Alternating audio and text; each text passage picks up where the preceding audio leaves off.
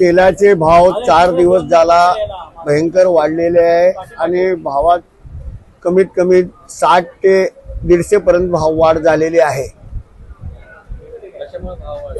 काही कल्पना नाही, कुणी काय व्यापारी होलसेल वाला पण काय कारण देत नाही। अलग इफेक्ट होते, ग्राहक नाराज होतात। म्हणजे आम्ही 15 दिवस आधी हे भावात घेऊन गेले ना आता एवढा भाव का, म्हणून गिराक नाराज होऊन घेतात। धंद्यावर आमच्या बिझनेसवर गिराक नाराज झाला की आमच्या बिझनेसवर परिणाम येतो ना। तेल सगळे सनफ्लावर आहे, पामोलिन रिफाइंड आहे, राईस ब्रँड तेल आहे, राईचा तेल आहे, कॉटन सीड रिफाइंड आहे, सगळ्यावर 60 ते 150 पर्यंत भाव वाढ झालेली आहे।